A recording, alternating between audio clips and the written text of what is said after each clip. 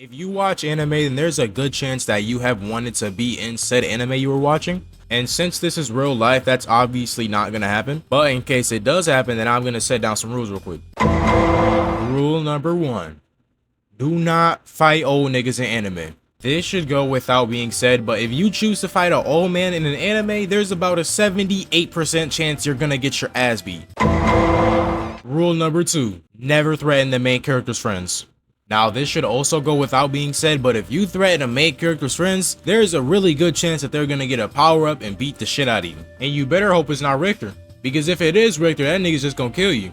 I beg your pardon? There's no way out of this one. Rule number 3. Do not fight anybody with suspiciously colored hair. Now, whenever I say suspiciously colored hair, I'm talking about the most infamous hair color for anime main characters, white. Now you may be asking, why should I avoid fights with these dudes? Well, thank you for asking, and I'm gonna answer it in great detail. So, without any more yapperoni, let's just get into the video. If you're new around here, subscribe. Love you. Mwah.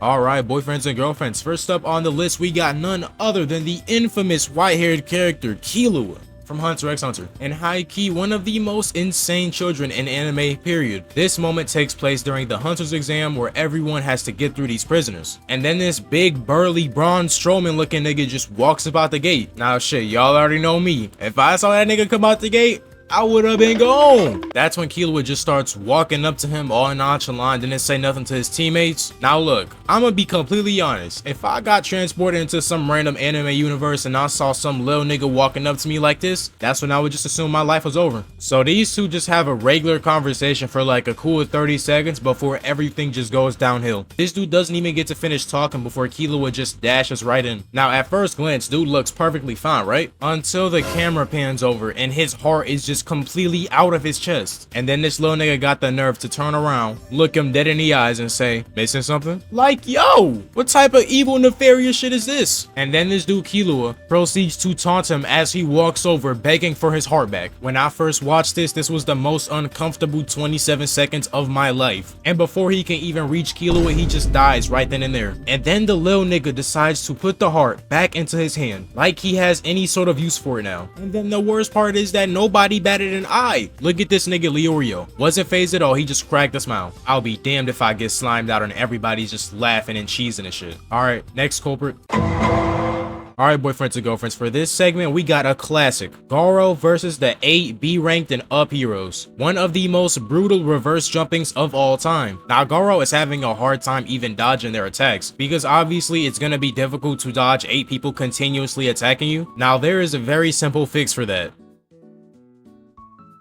Go for the supports. Now 9 times out of 10 this would consist of going after a Luna or maybe a Cloak and Dagger, but in this situation the support is the running guy, who is constantly running around the battlefield picking up everyone's slack, and that's exactly what Garo does. But unfortunately for Garo, taking out this support was probably his most difficult task, because not only is this nigga elusive as shit, the other heroes are constantly protecting him, not to mention this nigga got hands of his own. Weave Nation leader right here. The ball guy throws his ball from behind Garo, but Garo redirects it and uses it to take out the frog guy. Nigga just whipped out a full counter. Uses the ball to take out the cowboy as well. He can't do shit about that. And now without most of the heroes here to protect him, Mr. Runner guy is shook because he's just a normal ass nigga. Garo takes old boy and uses him as a shield to protect him from an airstrike. That nigga's not getting back up for a while. And then this absolute genius decides to take a bunch of rocks and throw them at Garo. This might have been the most useless attack in the entire battle. I understand you don't have fighting abilities, but if you don't have fighting abilities,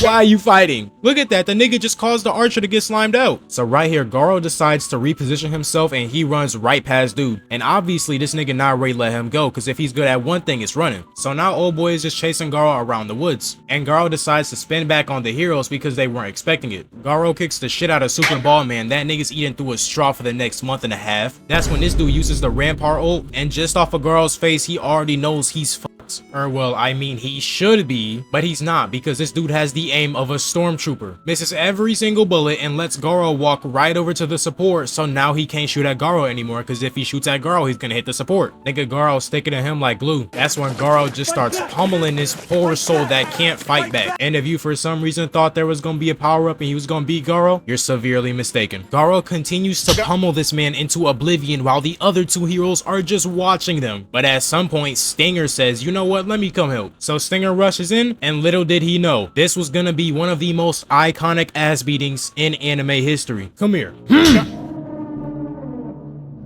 1, 2, 3, 4, 5, 6, 7, 8, 9, 10, 11, 12, 13. Oh, you still awake? And just like that, Goro had committed one of the most heinous reverse jumpings of all time. For our next bout, we have Sakura versus Togeome.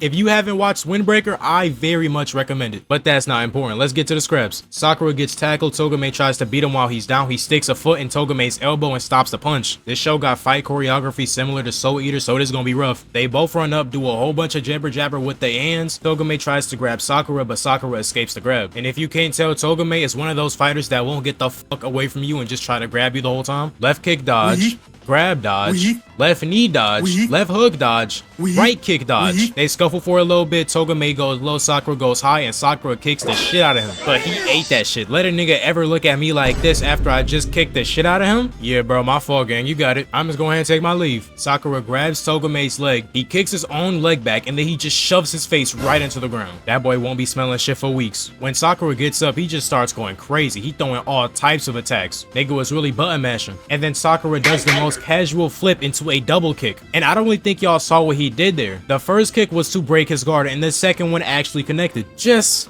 absolutely disgusting. And then Sakura start pulling out every unorthodox move he can think of. Togeome throws a punch, but Sakura dodges. He realizes he overcommitted to the attack, and while Sakura is leaning back for a dodge, he just flips and kicks him right in the jaw. This man Sakura got something wrong in his mind, cause who even thinks of something like that? And then Togeome kicks Sakura so hard, I was convinced his appendix was gonna explode. And after a little bit of talk no jutsu, they both back at it. Now when they both start smiling, that's how you already know the fight finna be fire. Overhead that he pulls back into a hook, that's when Sakura hit Togeome with some nice shit. Mink, mink, mink.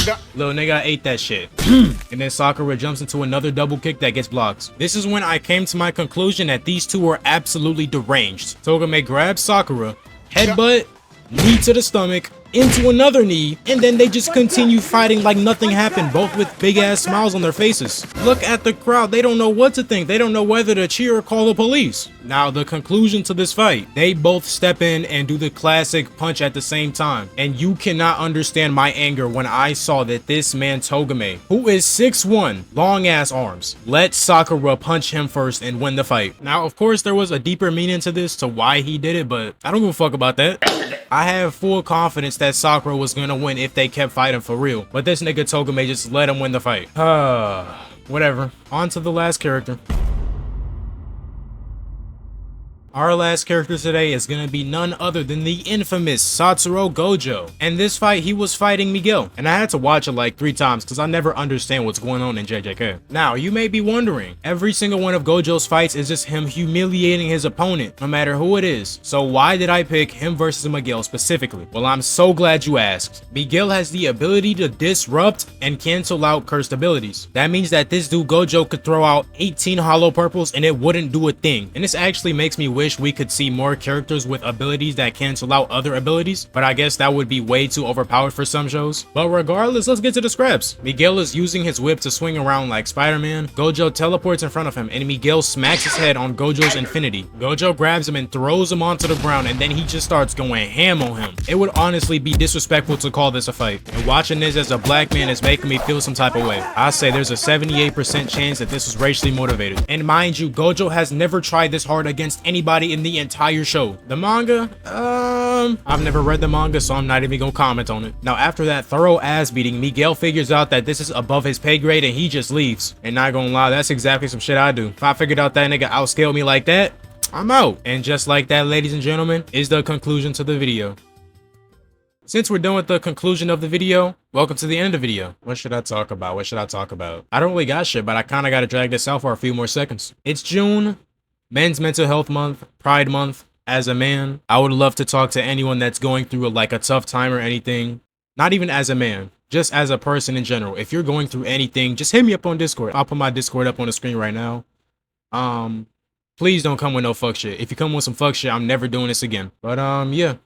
If you guys are going through a tough time, just message me on Discord. I hope I can talk to you about it. But yeah. Happy Men's Mental Health Month. Happy Pride Month, everyone. I love you. Mwah.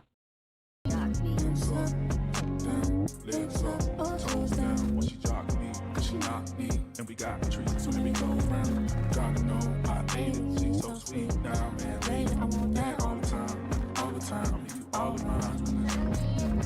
mine.